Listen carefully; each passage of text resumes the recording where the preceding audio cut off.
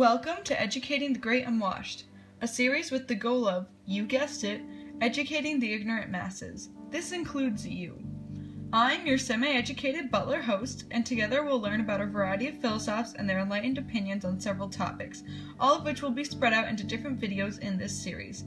In total, there are 23 philosophes that will be covered, and they are as follows: Olympe de Gouges, Mary Wollstonecraft, Voltaire, Cesare Beccaria, Catherine the Great, Denis Diderot, Immanuel Kant, Thomas Hobbes, John Locke, Baron de Montesquieu, Adam Smith, Frederick the Great, Emperor Joseph II, Baron de Holbach, Jean-Jacques Rousseau, Marquis de Condorcet, Joseph Addison, Jean d'Alembert, Alexander Radishchev, René Descartes, Thomas Paine, Stanislaw Poniatowski, and Moses Mendelssohn. To start, I'm going to talk about Olympe de Gouges and Mary Wollstonecraft and their views on women in society.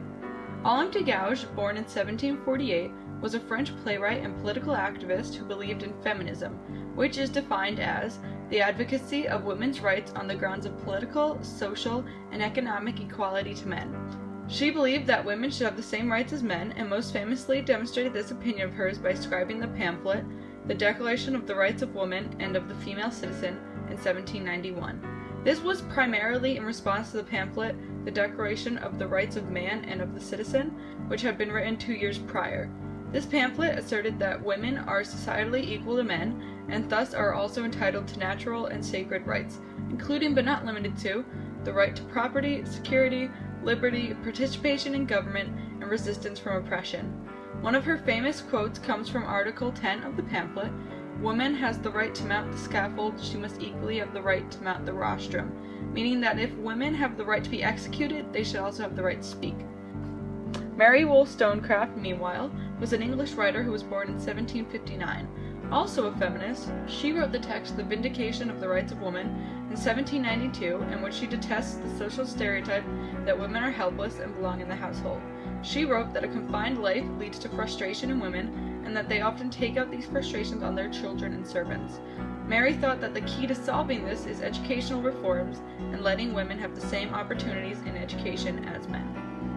The ideas of these two women were controversial at the time and faced opposition. An example of the opposite train of thought concerning women and their place is one of Jean-Jacques Rousseau's.